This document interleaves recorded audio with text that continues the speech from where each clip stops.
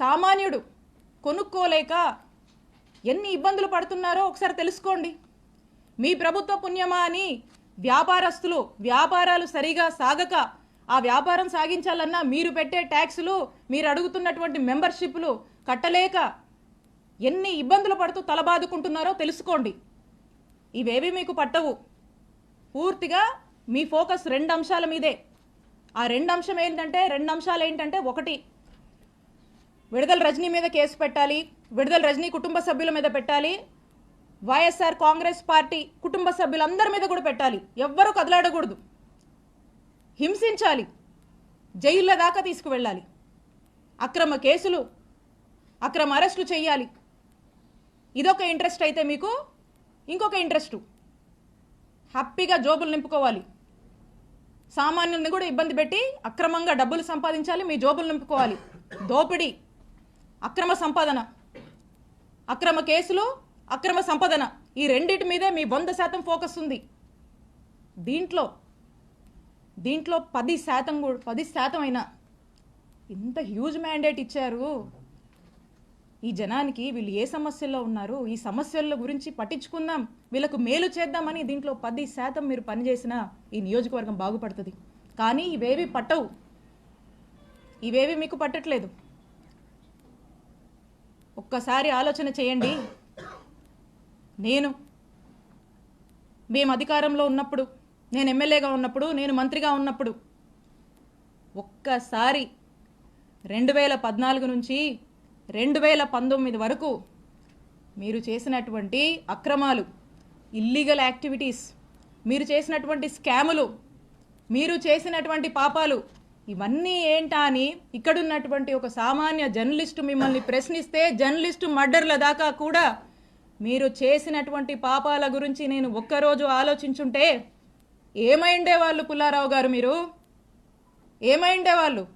ఒక్కసారి ఆత్మవిమర్శ చేసుకోండి. నా మీద పెట్టిస్తారా కేసులు? మా నాయకుల్ని వేధిస్తారా? వైఎస్ఆర్ కాంగ్రెస్ పార్టీని గొంతు నొక్కేస్తారా ఇక్కడ మీరు? ఇవేమి సాగవు, ఇవేమి కుదరవు. ఈరోజు మీరు చేస్తుంది ఏందా అంటే, ఇలాంటివన్నీ ప్రోత్సహిస్తూ వాట్ నాట్ ఈరోజు నియోజకవర్గంలో వాట్ నాట్ జరుగుతుందండి. ఈరోజు ప్యాకాట్ నడుస్తుంది, గ్రానైటు, గ్రావెలు, సెటిల్మెంట్లు, అక్రమాలు, ఇల్లీగల్గా ఎలా డబ్బులు సంపాదించాలి, బార్ షాపులు, బెల్ట్ షాపులు, ఇలా చెప్పుకుంటూ పోతే చాలా ఉన్నాయి. సరే, జనం ఆశపడో సూపర్ 6, సూపర్ 7 అని చెప్పారు, మాయమాటలు చెప్పారు. సరే చూద్దాంలే అనుకున్నారు. ఇంత పెద్ద మ్యాండేట్ మీకు ఇచ్చారు ఈ రాష్ట్రంలో. మేము కూడా అనుకున్నాం, ఓకే మేము మంచి చేసి ఓడిపోయాం, గెలుపోవటమి సహజమే, చూద్దాం ఏ మేరకు ఈ ప్రభుత్వం ప్రజల ఎక్స్పెక్టేషన్స్కి తగ్గట్టుగా పనిచేస్తుంది చూద్దామని మేము చూస్తున్నాం. చాలా క్రమశిక్షణగా, చాలా పద్ధతిగా మా నాయకుడు చూపించినటువంటి బాటలో ప్రజలకు మేలు చేస్తూ నడవడమే మాకు తెలుసు.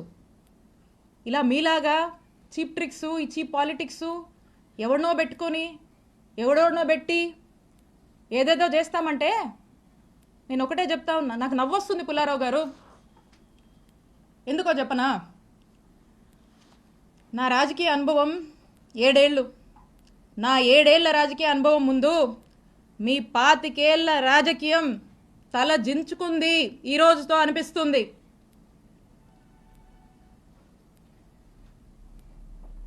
అక్రమ కేసులు కడతారా? అక్రమ కేసులు పెడతారా? భయపెట్టాలని చూస్తారా?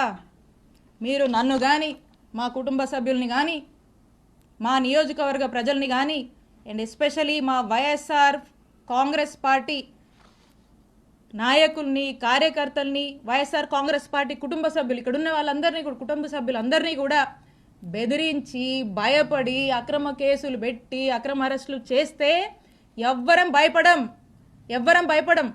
మీరు పెట్టిన ప్రతిసారి ఇంకా బలంగా ఎదుర్కొంటాం, ఇంకా బలంగా నిలబడతాం, ముందుకు వెళ్తాం. మీరు అనుకుంటున్నారేమో ఇంకో 4 ఏళ్ళు కదా అంటే వింటున్నాంలే వాళ్ళు చెప్తుంటే, ఇంకో 4 ఏళ్ళు కదా హ్యాపీగా వీలైనంత అవకాశం ఉన్నంత వరకు దోపిడీ చేసి ఇల్లీగల్ పనులన్నీ చేసి జోబులు నింపుకొని ఓ బ్యాగ్ నుండి సంపాదించుకొని రిటైర్ అయిపోదాం అనుకుంటున్నట్టున్నారు.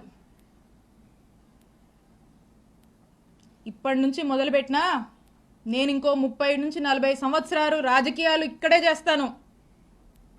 గుర్తుపెట్టుకోండి, 30 నుంచి 40 సంవత్సరాలు ఆ దేవుడు చల్లగా చూస్తే మీరెక్కడున్నా ఏ ఊళ్ళో దాక్కున్నా మిమ్మల్ని లాక్కొచ్చేది ఖాయం, వడ్డీతో సహా విత్ ఇంట్రెస్ట్ నీకు తిరిగిస్తాం.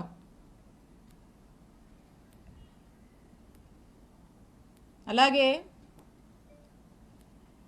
కొంతమంది ఈయనను చూసుకొని అధికారులను చూసుకొని అర్జెంటుగా కయ్యానికి కాలు దూకుందామని చెప్పి వార్డుల్లో గ్రామాల్లో మా వైఎస్ఆర్ కాంగ్రెస్ పార్టీకి సంబంధించినటువంటి యాక్టివిస్టులు నాయకులు కావచ్చు, కార్యకర్తల మీద కావచ్చు, ఏదో కాలు దూకి ముందుకొచ్చి పిచ్చి పిచ్చి కట్టుకథలల్లి కేసులు పెడదాము, గొడవలు పెట్టుకుందామని ముందుకు దూకుతున్నారేమో.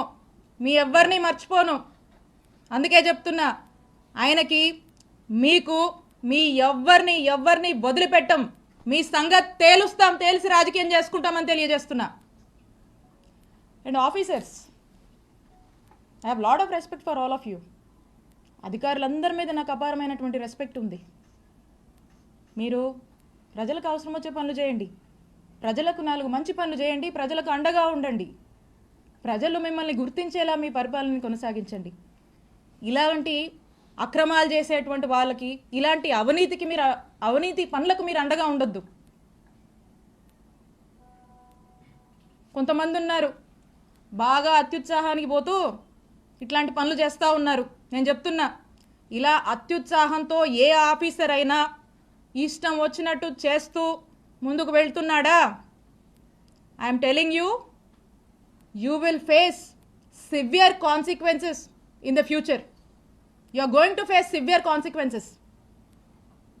నేను హెచ్చరిస్తున్నా, అత్యుత్సాహం చూపించేటువంటి ఆఫీసర్లని, మరింత అత్యుత్సాహం చూపిస్తున్నటువంటి కొంతమంది టీడీపీ వాళ్ళని, ఇక్కడున్నటువంటి ఎమ్మెల్యే పుల్లారావు గారిని, మీరు మా జోలికొస్తే మమ్మల్ని తప్పుడు కేసుల్లో ఇరికిచ్చి నానా ఇబ్బందులకు మమ్మల్ని గురి చేస్తే, I'm telling you note this,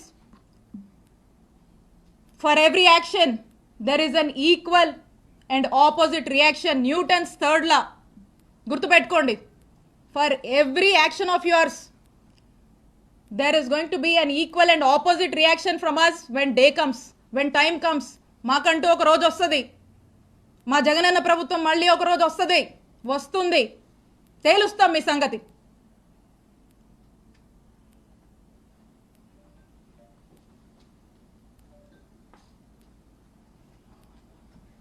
madam, మీరు ఆల్రెడీ కంప్లైంట్ ఇచ్చినట్టున్నారు, మీరు కూడా కంప్లైంట్ డీజీపీ, అది ఏమైంది మేడం? చూస్తున్నారు కదన్నా, నేను ఒక కంప్లైంట్ ఇచ్చి దాదాపు 4 నెలలు అయింది. ఈ 4 months నుంచి చూస్తున్నా, దాని మీద నో స్టేటస్. వాళ్ళకి దాని మీద ధ్యాస ఉంటాయి కదా, అప్పుడెప్పుడో 2019లో అంట అది జరిగిన దాని మీద ఇప్పుడు కేసులు కడుతున్నారు. అది జరిగినట్టు మ్యానిపులేట్ చేసి కేసులు కడుతున్నారు. ఇప్పుడు మేము ఇస్తే ఆ కంప్లైంట్లు పట్టవంట వాళ్ళకి. సో ఖచ్చితంగా దీని మీద నేను పోరాడతాను, దీన్ని వదిలిపెట్టను. తొందరలో దీన్ని నేను ముందుకు వెళ్ళి న్యాయస్థానాన్ని కూడా నేను ఆశ్రయిస్తాను. మేడం, గ్రావెల్ వ్యవహారం ఏదో ఉందని, స్కామ్ ఏదో చేశారని చెప్తున్నారు, ఆరోపణ వస్తా ఉంది. ఏదన్నా గ్రావెల్ కి సంబంధించి ఏది? క్రషర్స్ కి సంబంధించి. ఓ రైట్. ఇప్పుడు మాట్లాడుకున్నాం కదా ఒక కట్టుకథ గురించి. ఇప్పుడు ఇలాంటి కట్టుకథే ఆ క్రషర్కి సంబంధించి కూడా. దీని స్క్రీన్ ప్లే, డైరెక్షను, ప్రొడక్షను, ఇదంతా ఎవరో ఏంటో దీని మీద మళ్ళీ స్పెసిఫిక్గా సమయం వచ్చినప్పుడు మాట్లాడి క్లియర్గా చెప్తా. ఇది కూడా ఇలాంటి ఒక కట్టుకథే. ఎప్పుడు ప్రజల్లో డిఫేమ్ చేయాలి, పదే హ్యూమిలియేట్ చేయాలి, భయపెట్టాలి, ఇబ్బంది పెట్టాలి, అల్లరి చేయాలి, అవాస్తవాల్ని వాస్తవాలుగా చూపించేటువంటి ఒక ప్రయత్నంలో భాగంగానే ఇది కూడా ఒక నెరేటివ్ బిల్డ్ చేశారు. దీని గురించి కూడా ఖచ్చితంగా సమయం వచ్చినప్పుడు నేను మాట్లాడతా. నేను ఒకటే చెప్తా ఉన్నా, నేను ఎమ్మెల్యేగా పనిచేశా, నేను మంత్రిగా పనిచేశా, నేను దేనికైనా ఏ ఛాలెంజ్కైనా సిద్ధమే. నేను ఏ రోజు ఏ తప్పు చెయ్యలా. నన్ను డైరెక్ట్గా ఎదుర్కోలేక, ఒక బీసీ మహిళగా నన్ను డైరెక్ట్గా ఎదుర్కోలేక, ఒక మహిళ అని కూడా చూడకుండా ఇబ్బంది పెట్టాలి అని ఇబ్బందికి పెట్టేటువంటి ఒక ప్రయత్నంలో భాగంగా ఇదంతా జరుగుతుంది. సో కాబట్టి ఖచ్చితంగా దీని గురించి సమయం వచ్చినప్పుడు మాట్లాడతా. నేను ఏ తప్పు చేయలేదు. మీరు ఏం ఎంక్వైరీలు వేసుకుంటారో వేసుకోండి, ఏమన్నా చేసుకోండి, నేను భయపడను, నేను తప్పు చేయలేదు.